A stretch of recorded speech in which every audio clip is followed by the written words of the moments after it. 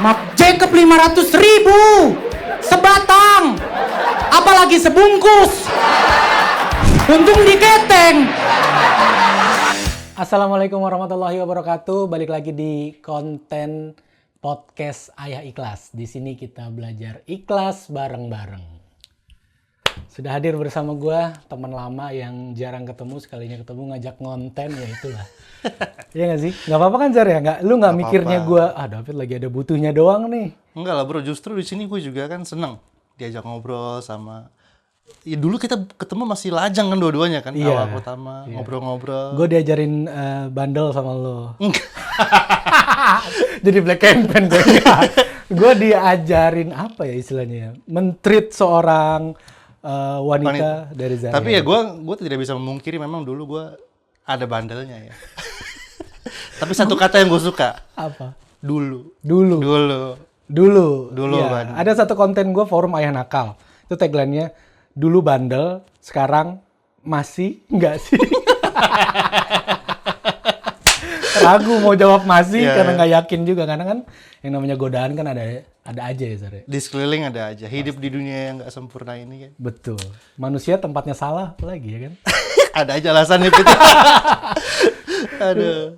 Ini Zari Hendrik buat teman-teman yang mungkin tahu Zari dari Twitter, tahu Zari dari karya tulisnya, tahu Zari dari Suci berapa dulu? Kalau bisa sih jangan tahu Zari dari stand up. Iya, jangan. Karena itu sama seperti melihat aib jatuhnya. Numpang lewat doang. Numpang lewat. Dia pengen coba-coba sih waktu itu. Iya, kau kayaknya seneng nih nongkrong-nongkrong, coba apa? Pengen jadi stand up comedian persona ganteng gitu. Cuma awalnya nyoba. Nggak cukup ya, ganteng doang ya. Setelah ternyata. nyoba malah maksain jatuhnya. Maksain. Tapi masih ada nggak orang yang sampai sekarang, ya mungkin di sosmed, di Instagram, mengingat lu sebagai Zari Suci 5? Ada nggak? Lebih ke teman-teman di lingkungan sih sering ngebahas cuman buat ngecengin gitu. Gue kalau dengar kata Zari Suci sih kayaknya berasa udah itu cengan ultimate buat gue itu Zari Suci. Masih sih bro. Dan gue selalu gue langsung disclaimer duluan. Udah enggak. Karena jujur aja gue bahkan kehilangan pembaca juga loh. Maksudnya dulu kan gue nulis, terus coba-coba stand up, coba-coba. Gue cuma dipikir benak gue itu lumayan lah ya. Episodenya ya kan, kalau ditambah terus. Kalau bertahan di benakku bukan juara ya, kalau banyak episode lumayan lah gitu. Cuman ya makin kesini ternyata ada jejak digital di mana gue ngebom semua ya. Ngebom semua. Aduh, mana waktu itu masih kurus banget, udah gak jelas. Lu dulu pernah bilang, Fit. Apa? Zar, bagus tuh. Lanjutin, mungkin kurang di ini gara-gara semangat dari lu. Jadi gue turut andil. Seneng lo ngeliat gue ngebom ternyata ya.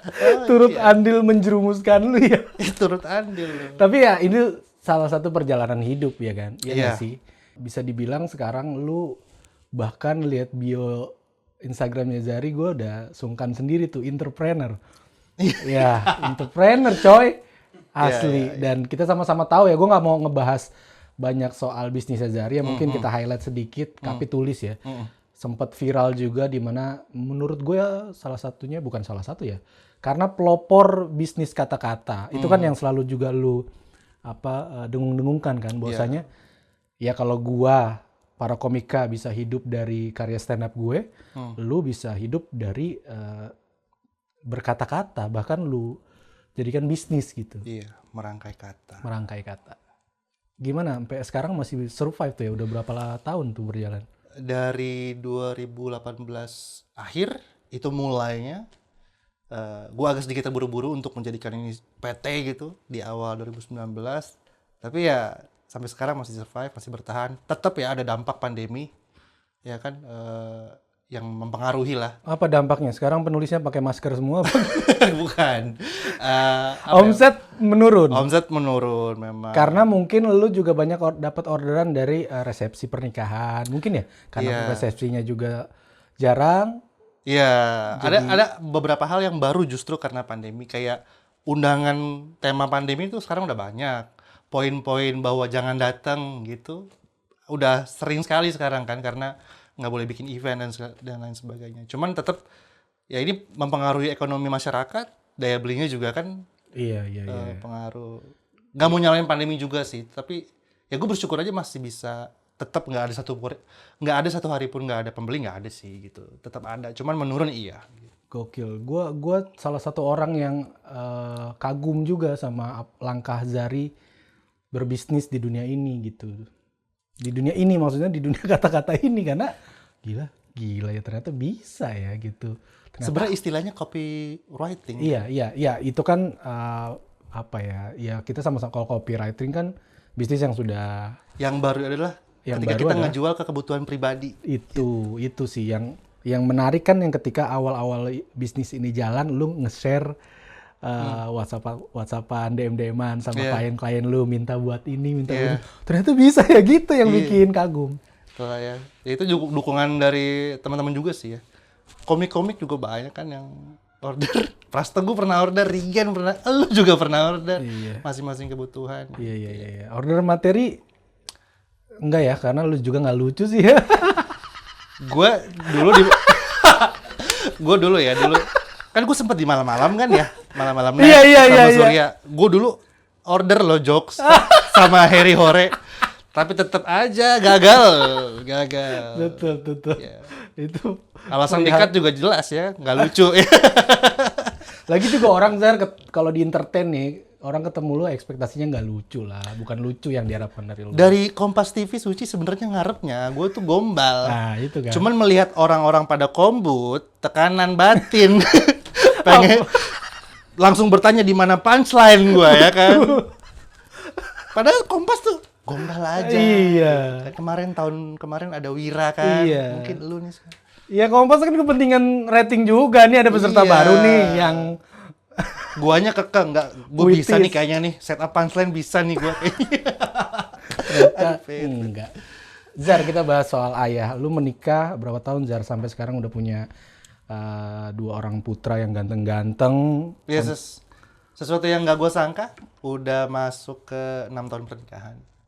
Itu sesuatu yang wow menurut gue ya. Karena pacaran pun aja gue belum pernah gitu. Sampai di titik 6 tahun gitu. Jadi ya. Sebelum menikah sudah masa pendekatannya sama istri berapa Nggak lama? sampai setahun. Gue nikah umur 28, Istri dia 21. umur? Dia 21. Kayaknya persis kayak gue ada Zar. Kenapa? Iya, gue nikah di umur 28. Istri gue juga sama, 22 waktu itu. 22. Beda Sama ya? Iya. Berarti lu 7 tahun kan bedanya ya? Iya.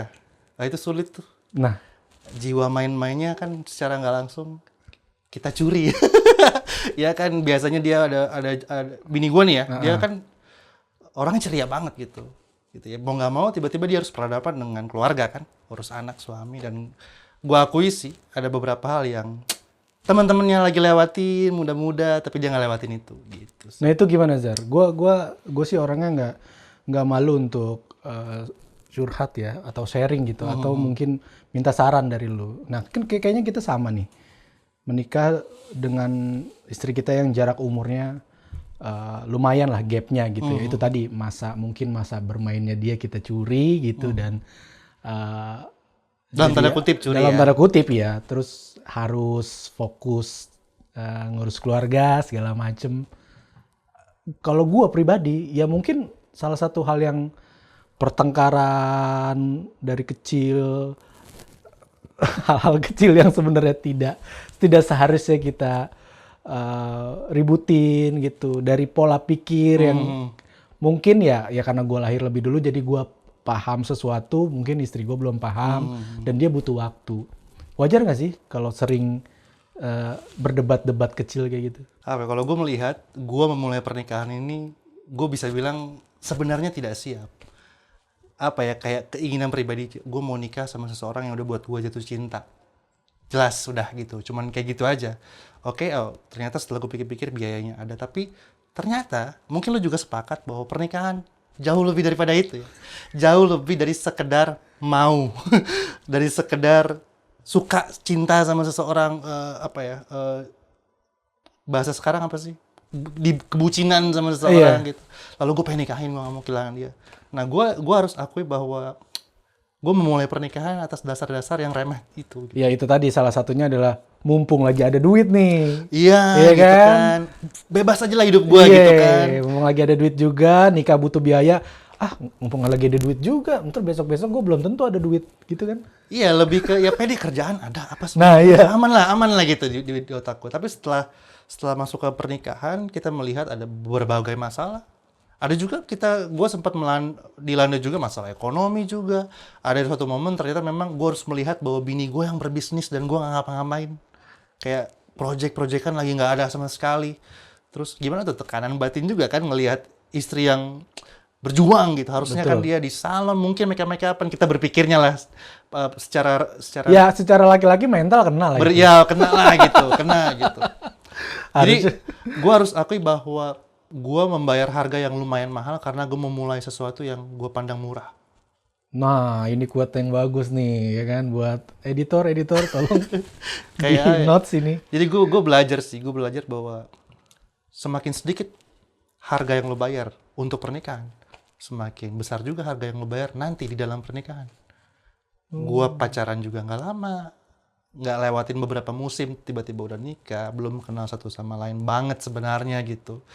Terus gue pun belum memahami pernikahan itu tujuan yang benarnya apa, untuk apa, dari segi spiritual, kerohanian juga pernikahan. Betul.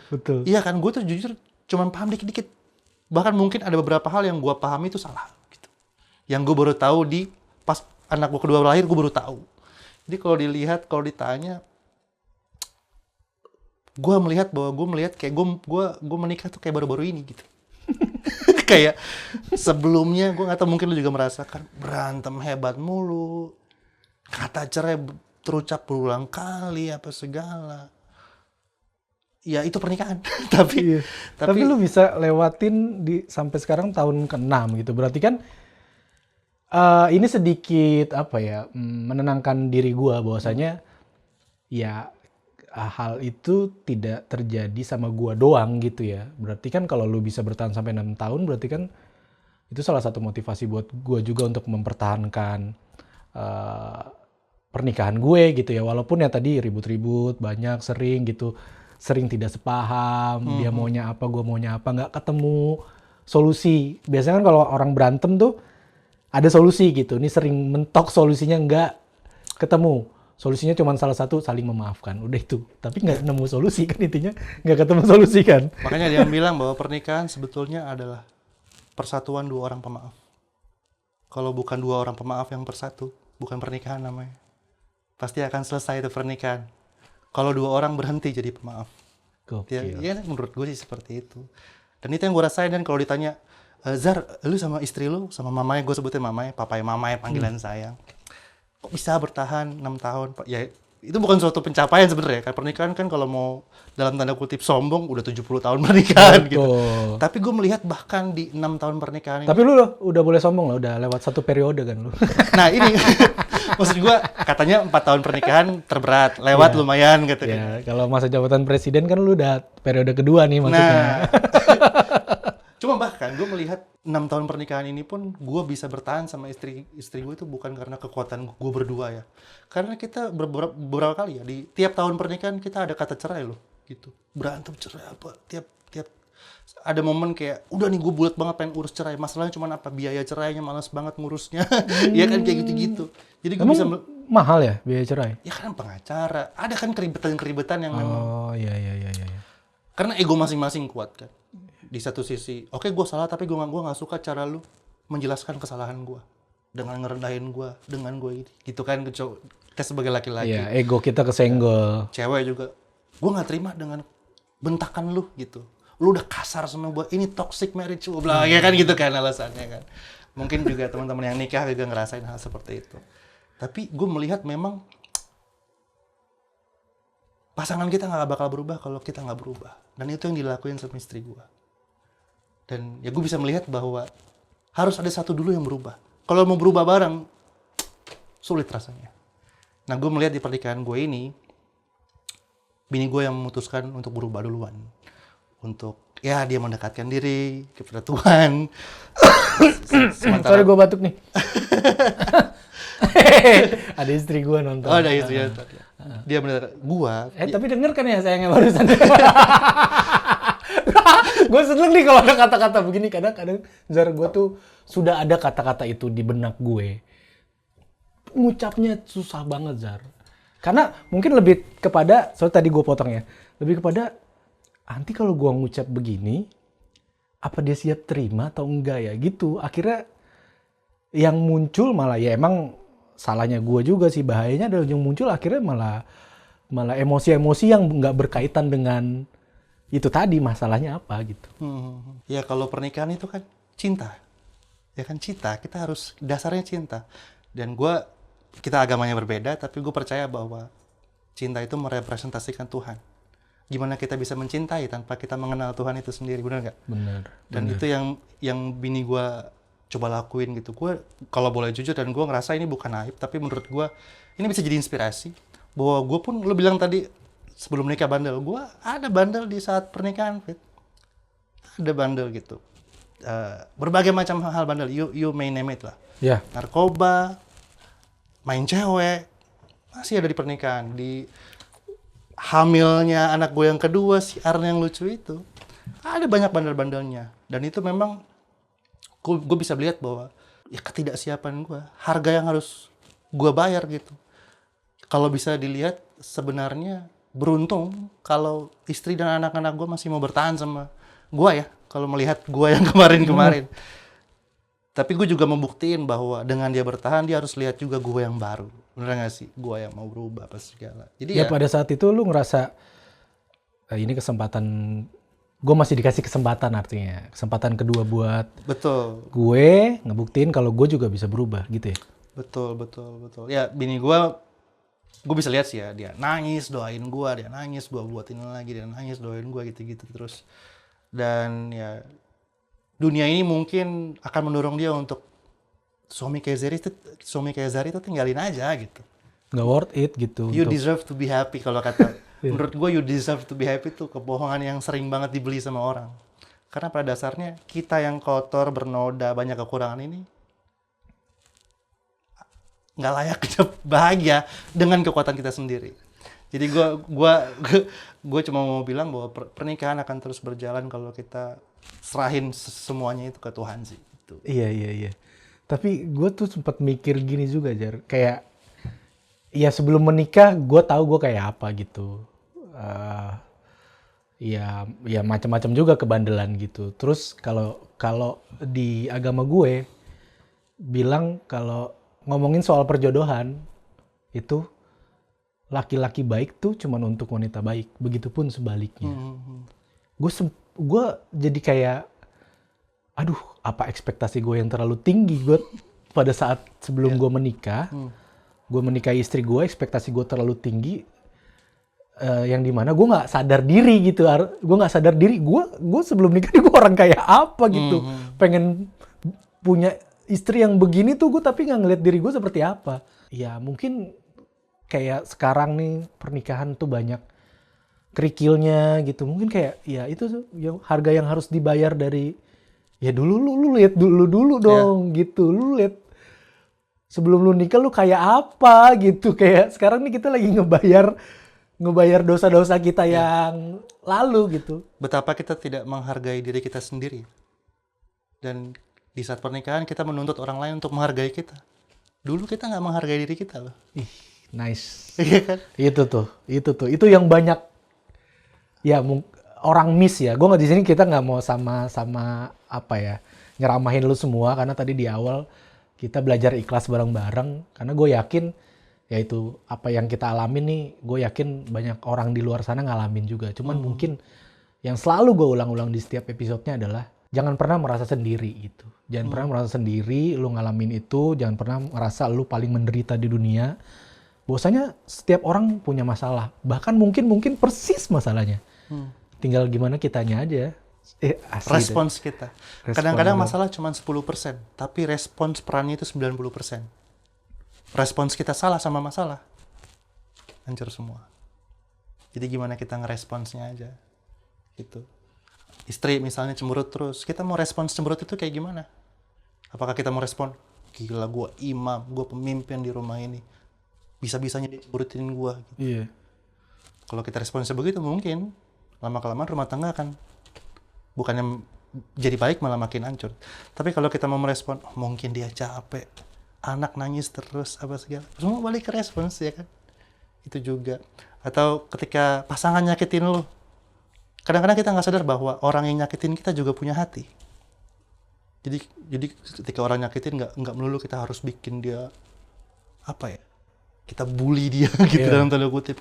Lu jahat, lu nggak cocok, lu nggak beres, lu nggak becus gitu. Kita nggak tahu dulu masa kecilnya pernah digituin nggak sama orang tua. Di pernikahan ketemu lagi sosok yang seperti itu. Ini cerita panjang lagi. Peran masa kecil kita sangat berpengaruh di pernikahan kita. Gimana kita di pergaulan. Tadi lu bilang soal gimana gue dulu, bandel nggak? Itu juga berpengaruh. Itu berpengaruh. Apapun yang kita lewati sebelum menikah, mempengaruhi kita. Jadi kalau kita mau bertahan di pernikahan, gue cuma bisa bilang ya, ambil keputusan untuk merespons apapun dengan betul sih, dengan baik gitu. Ambil keputusan dan paham konsekuensinya apa. Kan kadang kita suka mutusin tapi kita nggak mau ngejalanin konsekuensinya gitu ya. Kalau lo mau pergi ke satu tempat yang bagus, itu pasti bicara tentang hal-hal yang harus lo tinggalin di belakang. Kalau lo ingin masuk ke dalam pernikahan yang bagus, mungkin ada satu kebiasaan yang harus lo tinggalin sebelumnya. Apapun itu. Lo biasa mandang laki-laki dengan rendah misalnya. Lo biasa ngomongnya ngebentak misalnya. Mungkin itu sesuatu yang perlu lo tinggalin. Lo biasa ngomong jorok misalnya, apa segala. Mungkin harus lo tinggalin karena apa? Lama-lama anak udah mulai denger, ya kan? Apapun. Iya. Jadi ya itulah pernikahan. Ya, termasuk luka-luka masa lalu juga itu kayaknya sangat berpengaruh ya. Ya. Itu bikin takut kan? Ringkih ya. Semakin berusaha. Orang yang masa lalunya terluka berat itu ringkih. Ya nggak sih? Semakin berusaha untuk mengontrol. jangan gini, karena gue takut kalau lo begini. Jadi gue pastikan gue akan terus mengontrol lo dengan CCTV dan lain sebagainya. Gitu-gitulah. Ya hati ternyata adalah sesuatu yang bisa sembuh. Jangan lupa, kalau kita mau untuk tidak lagi merawat luka ya. Gitu. Luka kan kalau kita rawat bukan jadi luka lagi, monster. Jadi borok. Monster bro. Borok masih mending. Borok masih mending kalau bahasa puitisnya. Iya, boroknya yang udah parah banget tuh. Yang udah monster. Jadi monster ya, luka bisa jadi monster. Monster. Dikasih makannya sama apa? Ego. Blaming orang lain, blaming diri sendiri. Nah, dia hidupnya dari situ tuh, monster itu, luka itu ya. Karena apa? Itu memposisikan diri kita sebagai apa sih? Orang yang tersakiti terus kan. Fokusnya sama diri sendiri, fokusnya sama perasaan sendiri. Secara nggak langsung, kita jadi egois. Kita nggak mikirin perasaan orang lain lagi. Karena apa? Wah, gua yang paling terluka di dunia ini. Gua paling menderita ya itu tadi. Gua paling menderita. Ya udahlah, lu pergi aja sana bahagia dengan orang lain biar gue di sini menderita selamanya gitu kan ya. Iya. Gitu. Apalagi gue tuh agak-agak memandang kata-kata tuh karena mungkin gue basic penulis berkata-kata. Jadi kata-kata apapun kata-kata pasangan itu lumayan berpengaruh ke hati gue. Gue termasuk orang yang bisa ngambil hati banget kata-kata gitu. Maksud gue itu mungkin bahasa love language, word of affirmation. Jadi mungkin itu sesuatu yang perlu terus dipelajari sama istri gue, bagaimana berkata-kata dengan baik ke gue gitu. Nah itu salah satu bentuk pengorbanan. Kita harus lihat, kayak misalnya istri gue, love language-nya dia di waktu berkualitas, quality time. Mau gue kasih puisi 1000 lembar, gue nggak kasih waktu, dia merasa nggak gue sayang, pasti itu. Karena apa? Bahasa kasihnya dia tuh di waktu, di sentuhan, di belayan, di usapan. Mau gue kasih duit, hadiah, rekening keisi, tapi kalau nggak gue kasih waktu, nggak gue kasih usapan belayan pegangan tangan, percuma. Bener sih. Ya kan? Istri juga kita mau kita disediain masakan enak, tapi di ranjang kita tidak dikasih. Ya kan, maksud gue ini bukan bicara. Tapi kita nggak dikasih ruang untuk bengong. Iya itu semua.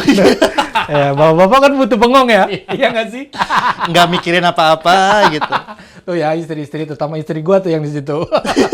Tolong kalau laki lu baru keluar nih, lagi baru kopi masih mendidih, ya kan?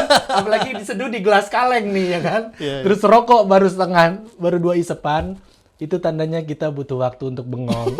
Jangan dulu dipanggil, ya. Kadang-kadang kita dengernya bukan panggilan, tekanan. Nah, itu. Push, kayak di push. Iya, kayak ini kayaknya nggak boleh banget nih gue nyantai sedikit gitu ya kan. Yang terjadi kan Iya. seringnya mungkin kesalahpahaman itu ya, karena ya Tapi satu hal yang kita belajar, kita mengurangi stres dengan nggak ngomong, bengong. Perempuan beda. Perempuan mengurangi stres dengan bicara loh. Dengan dia ya rilis stresnya dia justru ngoceh. Ya. ngoceh.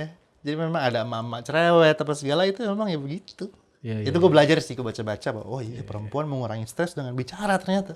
Iya. Justru kalau dia diemin lu, wah pertanyaan lu itu. Iya Nggak benar. stres tapi gue dicuekin, ada apa Benar, nih? benar. Ya udah, bagus tuh saran yang bagus. Ntar bini gue suruh stand up dah. Biar jadi duit tuh bacotnya. Yang problem di suami kan intonasi ya. Iya.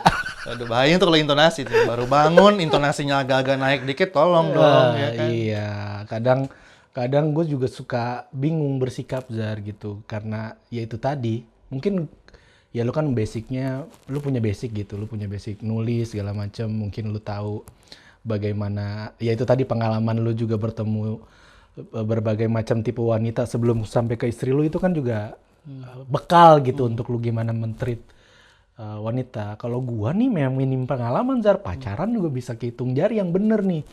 Yang bener-bener pacaran komitmen ya. Selebihnya gua tuh kan produk ini Zar, gua tuh produk apa ya?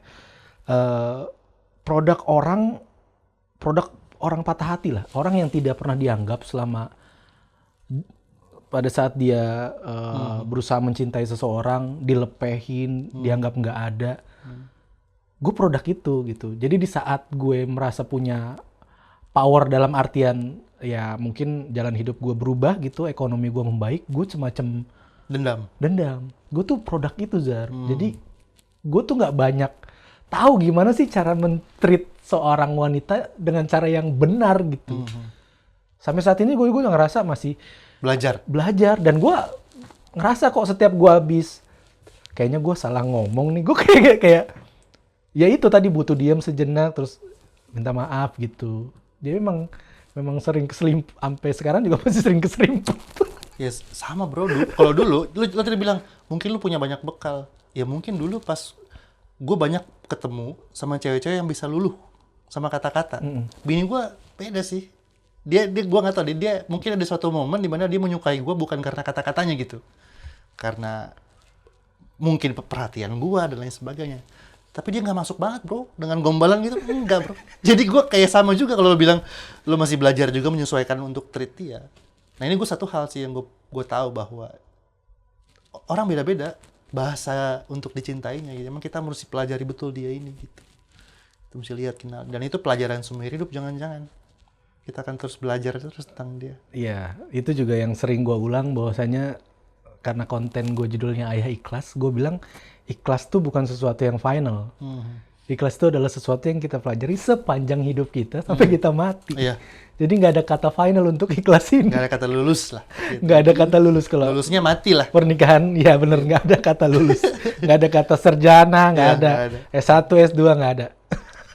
Terus belajar. Yang ada mungkin nambah jurusan. Gue bilang ada kan. Tapi kan ada kan Zar? Ada Kan yang gua, begitu. di sini kan kita enggak kan gue bilang ada di luar. Buka cabang ya. Buka cabang. Ngambil keahlian baru. Ya. Zar, tadi lu bilang masa lalu sangat berpengaruh di pernikahan. Tadi juga sebelum kita mulai juga lu sedikit cerita, lu tumbuh dengan kondisi kurang kasih sayang dari seorang ayah. Broken home. Oke, broken home. Jadi ya di masa-masa kecil lu ya itu tadi lu termasuk kategori luka dong itu. Ya nggak sih? Apa ya? Sebenarnya kalau bicara luka, ya sesuatu yang buat trauma, gue lebih banyak di memori gue ya lebih banyak ke nyokap. Mungkin karena dia melampiaskan keadaan tanpa kepala keluarga ini gitu. Jadi pelampiasannya ke anak, dan gue ya berasa sih gitu masa kecil gue dilewati sama nyokap didiknya keras. Ada hal-hal yang nyokap gue juga dulu bukan nyokap yang apa ya, bukan gue jelekin nyokap di sini, cuman nih gue nyeritain suatu gambaran keluarga aja. I know gitu nyokap sayang sama gue, tapi memang ada memori-memori yang ya kurang indah untuk gue inget terus gitu sampai Iya. kapanpun. Dan kalau bokap lebih ke ya nggak ada aja dia dengan keluarga lainnya gitu, dengan keluarga lainnya. Dan posisi gue di situ ya memang tumbuh dengan berbagai pertanyaan kayak bokap di mana, siapa bokap lo dan lain sebagainya. Walaupun pada akhirnya gue ketemu nih bokap kandung gue gitu di usia 21. Ya ketemunya gue sama bokap tuh bisa dihitung jari lah gitu. Pertemuan terakhirnya cuman momen dimana gue ngelayat dia meninggal, dan di situ gue rasakan betapa tidak bisanya gue sebagai anak menangisi kepergian bokap. Karena apa? Nggak mungkin gue menangisi kepergian orang yang nggak gue kenal. Betul. I don't even know him. Tapi satu hal yang gue tahu tentang dia adalah ya dari cerita nyokap. Dan kalau nyokap yang cerita, udah pasti nggak semuanya bagus ceritanya kan. Bapak lo tuh gini. Gitu lah. Dan itu sangat berpengaruh lah gitu. Lumayan berpengaruh sama gimana gue hidup, gimana gue tumbuh gede, dan bahkan di keluarga gitu. Jadi ini nggak sih acuan lu untuk ngedidik anak lu yang sekarang gitu? Kayak ya gue tumbuh tidak dengan sosok ayah gitu. Jadi sebisa mungkin nih gue penuh lah buat anak-anak gue yang sekarang, karena gue tahu dampaknya nggak bagus ke diri gue, gitu nggak sih? Iya, tapi kalau gua ambil sikap lebih ke pokoknya gua nggak mau apa yang gue lewatin tuh anak gue lewatin, gitu kan? Iya. Itu kan sikap. Tapi kalau nggak dibarengi sama niat ya, niat kayak belajar, cari tahu gimana parenting apa segala, itu nggak mungkin. Nggak mungkin gue bisa otodidak apa segala, karena apa yang gue ajarin pasti tuh semua sesuatu yang bisa berangkat dari masa lalu kan gitu. Jadi memang gue harus belajar, memang gue harus bisa apa ya, berdamai sama luka di masa lalu. Kalau gue nggak bisa maafin bokap, nggak bisa maafin nyokap, sulit untuk gue bisa jadi bapak yang baik gitu. Begitu juga istri gue juga besar tanpa seorang ayah. Kalau dia tidak bisa memaafkan bokapnya, nyokapnya, berdamai sama kisah-kisah masa lalunya, dia akan selalu gagal memandang gue sebagai ayah yang baik. Sebagai ayah yang likas, dia nggak bakal bisa. Kuncinya adalah berdamai dengan Masa lalu. Karena kita punya masa depan, ya nggak sih? Betul. Ini bicara bukan hanya orang tua, mantan pun. Mungkin lu pernah dilukain sama mantan lo apa segala. Gue nggak suruh lu minta maaf, berdamai, maksudnya ketemu lu japri, gue maafin lu, nggak gitu ya. Tapi kondisi hati lu, selama lu masih benci orang-orang yang dulu pernah melukain lu, bisa jadi lu akan selalu gagal mandang orang yang saat ini sama lu. Gitu. Karena apa? Hati lu luka. Terus satu lagi lu pengen isi dengan cinta. Sulit rasanya lu gabungkan antara benci dan cinta dalam satu ruangan, yaitu hati. Ya ibarat keluarga itu atau rumah tangga itu kereta gitu ya kan. Kita kan bawa banyak gerbong di belakangnya. Ya sebisa mungkin karena kita tujuannya panjang, jauh gitu ya kan. Sebisa mungkin mengurangi beban-beban Itu. yang tidak penting kan, maksudnya yang ya udahlah itu kan Mungkin dulu. lebih tepatnya perahu. Perahu ya? Makin banyak beban yang nggak perlu akan tenggelam. Oh, bahtera, makanya selamat menempuh Bahtera hidup rumah baru tangga. dan bahtera rumah tangga. Ya. Oh ya, lebih sering diibaratin ke perahu ya. Ke perahu. Karena Kecuali laki lo masinis. Mungkin cocoknya dibaratin dengan kereta. Iya. Oh, itu kemarin di episode pertama Bang Fuad bilang gitu, kalau ibarat kapal nih, suami adalah kapten. Jadi kayak nakoda lah gitu. Ya. Dan gua highlight sedikit, Bang Fuad bilang ya sebagai nahkoda kita butuh kepercayaan penumpang kita gitu untuk ya lu percaya dah gua tuh bener nih pengen nganter lu sampai tempat bagus itu tadi, bahagia segala macem. Ya. Kepercayaan itu penting juga sih ya. Kan ada yang bilang quotes, without trust love is nothing, katanya kan. Tanpa percaya kayak percuma lu bilang cinta gitu kalau lu nggak percaya sama gua gitu. Cuman satu hal yang mungkin belum banyak orang yang mengerti, bahwa mengerti seseorang itu nggak harus berangkat lebih dulu daripada percaya. Kadang lu harus percaya dulu, kayak gua nih, kadang gua harus percaya dulu sama lu baru gua bisa mengerti lu, menurut gua ya.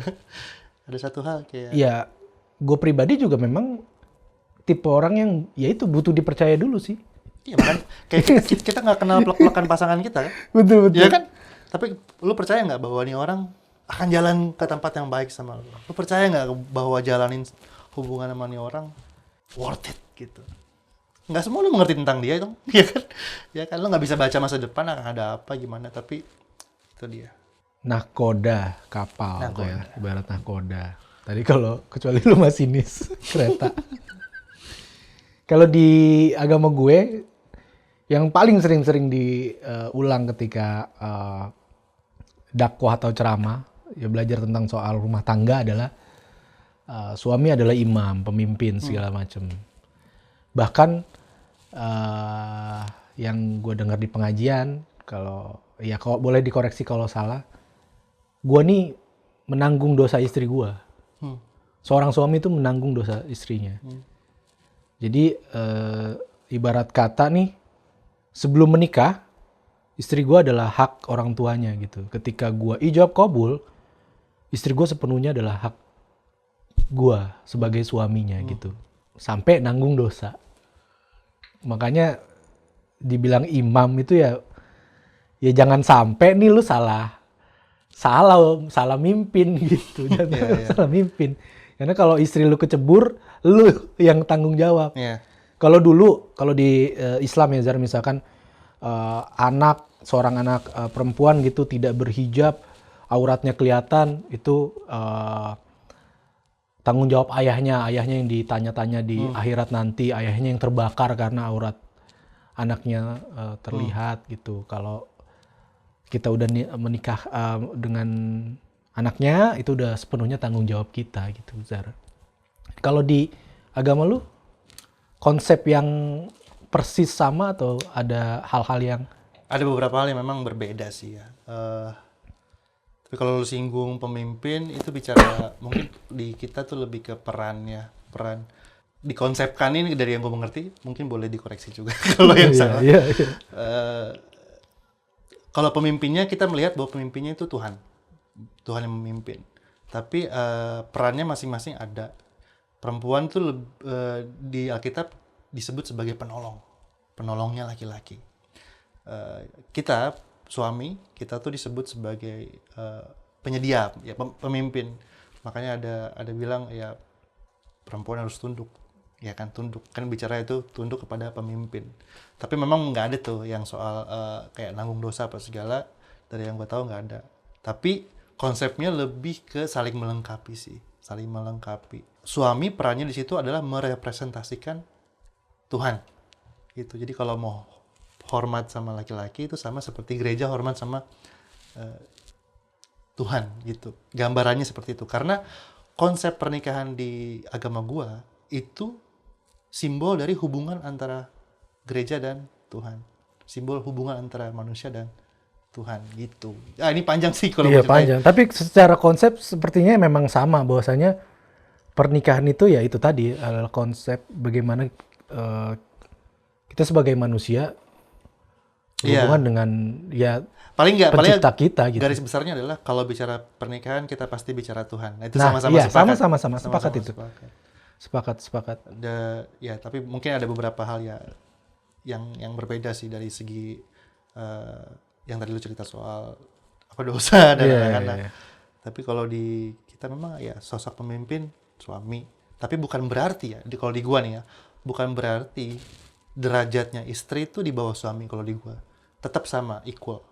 Karena yang jadi kepala Tuhannya. Cuman bagaimana kita menjalankan fungsi, ada fungsi perempuannya, ada fungsi laki-lakinya. Gitu. Ya, berarti lebih kepada sama-sama berbagi, sharing gitu kan ya. Saling melengkapi. Dan yang perlu teman-teman tahu, mungkin yang terutama yang belum menikah itu tadilah. Jangan sampai lu menikah hanya karena itu tadi, karena gue merasa sudah mapan, gue butuh teman hidup yang dimana bisa, ya apalagi ini dari sisi cowoknya ya, jangan sampai berekspektasi kalau punya istri tuh berarti lu akan dilayani seumur hidup lu, dalam artian lu raja dalam rumah tangga lu. Nah pikiran-pikiran seperti itu tuh justru malah akan membunuh lu ketika nanti rumah tangga lu jalan, ada satu hal aja yang gak sesuai dengan apa yang lu harapkan, itu akan bikin lu kecewa. Dan itulah awal dari mungkin pertempuran di medan rumah tangga. Iya kan sih, Sir? Jadi ya bukan kita ngajarin ya, tapi kita kan ngasih kisi-kisi ya bahwasanya ya syukur alhamdulillah bahwasanya juga banyak orang-orang yang memulai pernikahannya dengan benar gitu, mungkin tidak seperti kita yang tadi gua. Ya kita sharing gini sih, Iya. ada harga yang mahal yang kita bayar, kalau bisa lu jangan bayar ini Nah, juga. betul. Jangan Kalau lewatin. emang hidup lu lurus Iya. gitu ya, bagus. Tapi ya itu tadi, apalagi kita kan zamannya sekarang udah abad berapa nih ya. Jadi kayak Masih 20 sih ya. masih 20 tapi Tapi udah generasi Gen Z. iya benar-benar gini deh kayak ini deh, persepsi pernikahan kayak sesimpel mungkin gue ngerasa ekspektasi itu datang bisa jadi dari lu melihat sosok ibu bapak lu. Jadi kayak wah, gue ngeliat ibu bapak gue nih kayaknya asik nih ya kan, kayaknya bapak gue nih dia nggak perlu ngomong, kayaknya begitu duduk di ruang tamu kopi datang tuh. Itu kan yang dilihat anak sama orang tuanya gitu, kopi datang tuh ya kan. Terus wah kalau bapak gua sakit nih, wah dirawat bener-bener nih sama emak gua nih, iya gak sih? Atau sebaliknya. Nah itu kan ekspektasi bisa datang dari situ ya. Nah sekarang kan zamannya nih, kita hidup di zaman yang ya kita sama-sama tahu pergaulan sudah sangat bebas, terus informasi bisa datang dari mana aja. Dulu sih orang tua kita nggak ada sosmed sih, hal-hal kecil nggak akan jadi berantem gitu ya. Sekarang gue bisa berantem cuman karena ada cewek, Zar, tiba-tiba jadiin gue close friend. Nah itu ada istri gue harus ngomong karena ya gue ngomong di sini karena gue nggak berani kalau ngomong sendiri. Mumpung di konten nih. Seberapa close sih? Gitu. Karena gue juga gak tahu gue. Ya kan itu dia ya. Iya.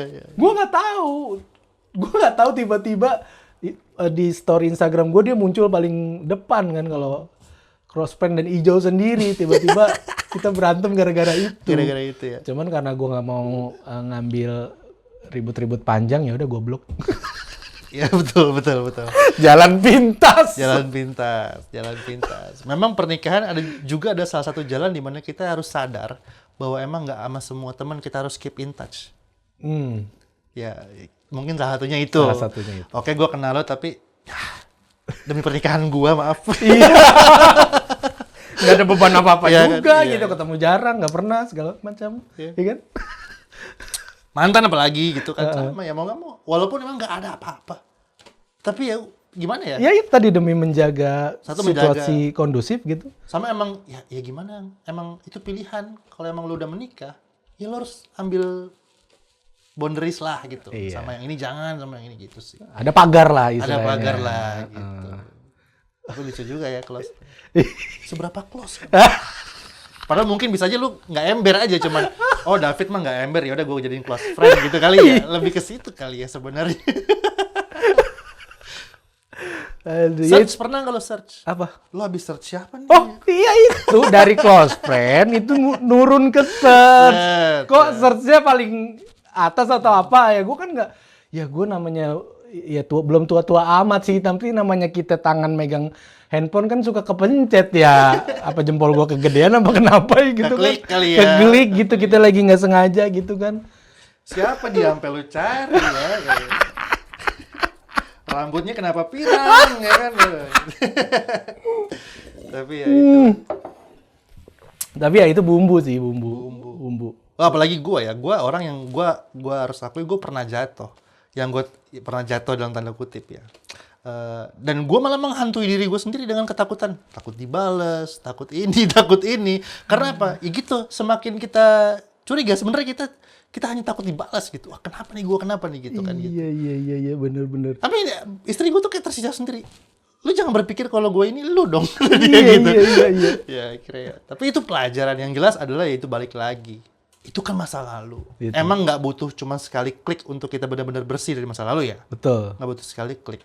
Tapi memang lu harus dukung diri lu juga untuk percaya gitu. Sebenarnya kita bisa percaya sama orang, cuman kitanya yang nggak mau dukung diri kita gitu. Sampai kayak contoh bukti yang nggak ngedukung ya. Ya itu lu masih ngecek diem-diem, itu nggak mendukung sama sekali. Sama sekali nggak mendukung, apalagi cuma cari-cari luka sendiri. Ya kan? Karena apa yang lu temuin udah pasti bikin lu kusut. Dan apa yang dijelasin sama pasangan lu udah pasti nggak memuaskan. Iya, bukan itu yang dia mau jawabannya. Iya, bukan itu udah pasti nggak memuaskan. Jadi ya, ayo bantu diri lu sendiri, dukung, support diri lu sendiri juga dong. Karena nggak semuanya bisa dibalut sama pasangan lo, gitu. Karena pasti deh itu berangkat dari apa? Luka. Either dulu pernah jalin hubungan sama orang yang brengsek betul, disakitin betul. Ya secara nggak langsung memori kita, aduh tapi itu wajar ya manusiawi ya. Ada ketakutan untuk kita jaga diri nih. Oh, jangan sampai pasangan gue gini ini. Adalah itu wajar, oke. Tapi kalau sudah mengganggu beberapa hal, kita harus sadar bahwa ayo kita bantu. Gue akui ya, di dalam pernikahan, di tengah-tengah pernikahan itu gue lumayan toksik banget gue. Asli. Toksik deh. Bini gue tuh bisa ngerasain ya. Jadi ya, kayak cek-cek HP itu lebih, kalau itu bini lo, ini lebih ke gue.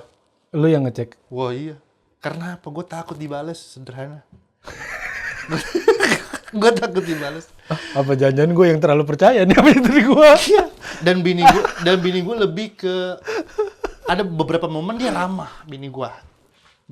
Antara gue takut dibalas sama gue memandang bini gue lemah aja. Bini gue ini lemah, bisa ditipu, bisa dibohongin mau cowok-cowok di luar sana. Gampang nyaman. Jadi di benak gue emang punya mindset yang mungkin negatif tentang bini gue ya. Tanpa gue sadar. Jadi gue ingin memastikan segala sesuatu berjalan dengan apa. Tapi itu akarnya apa? Insecure. Insecure itu semakin juga kita tuh. insecure, semakin kita demanding. Betul sekali. Semakin kita minta, kamu jangan gini, aku cek ini apa sih. Tapi ayo coba kita ikhlas. Ih, bagus banget Zari nih.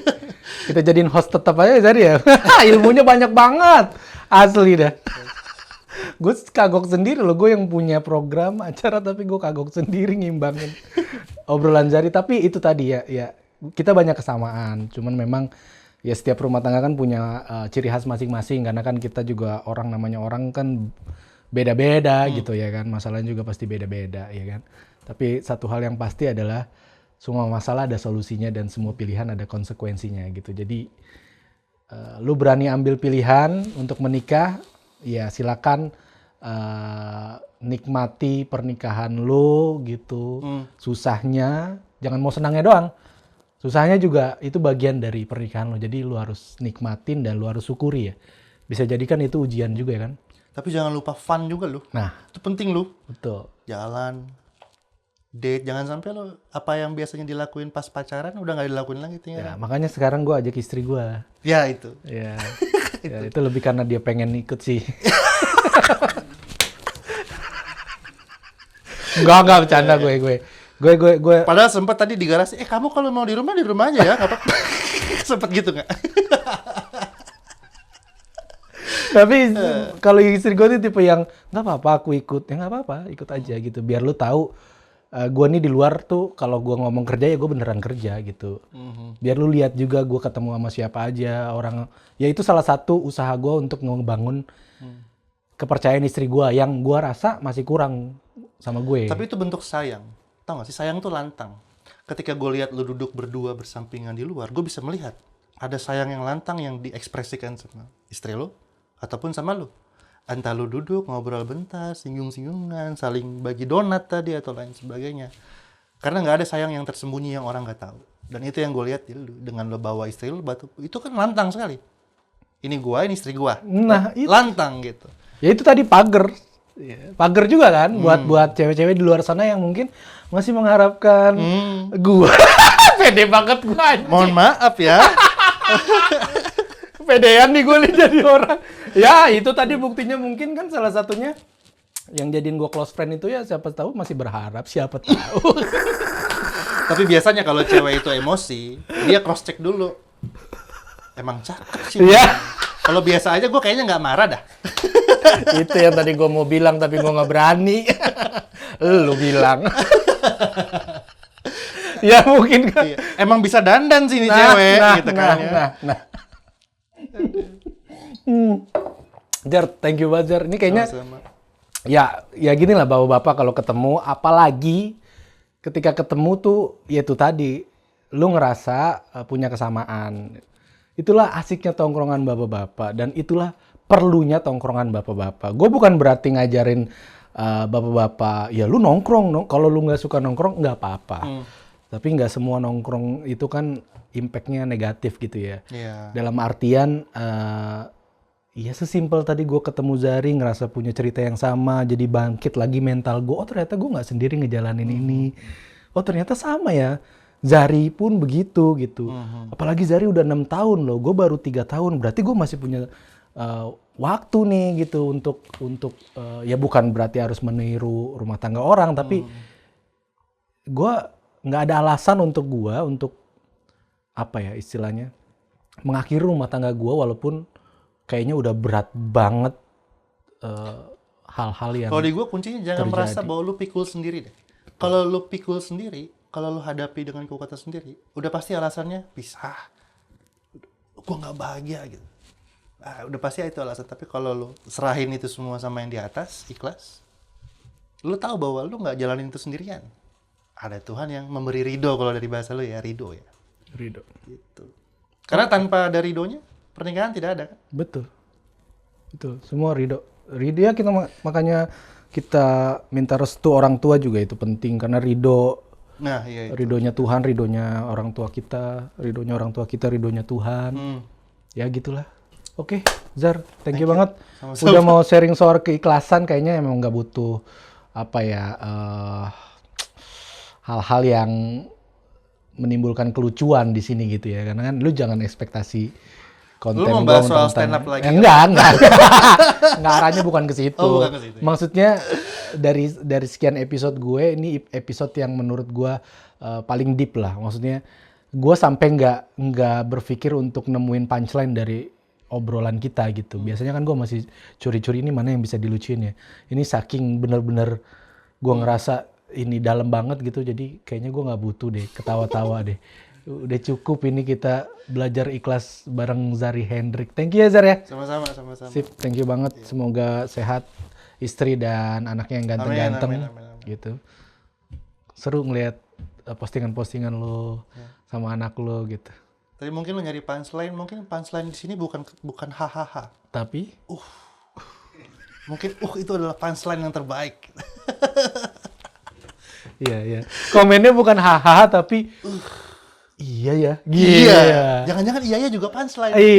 Iya ya ternyata gitu. Ih, bagus nih. Thank you Zar. Sama-sama David Nurbianto. Thank you banget Sukses. teman-teman yang udah nonton konten podcast Ayah Ikhlas. Jangan lupa subscribe, like, comment, and share ke manapun, ke teman-teman yang mau menikah, yang sudah menikah gitu. Karena kita sama-sama perlu sharing gitu ya. Jadi jangan pernah kita menutup diri kita dari sharing. Karena sharing itu penting. Ya jadi jangan pernah ngerasa rumah tangga lu paling berat sendiri. Makanya keluar untuk bercerita sama sesama bapak-bapak. Insya Allah itu akan menguatkan mental dan hati lu. Sama ya paling nggak keluar ceban lah buat patungan minuman. Minum ya, tetap ya. Tetap ceban pertama. Tetap. Thank you. Assalamualaikum warahmatullahi Waalaikumsalam. wabarakatuh.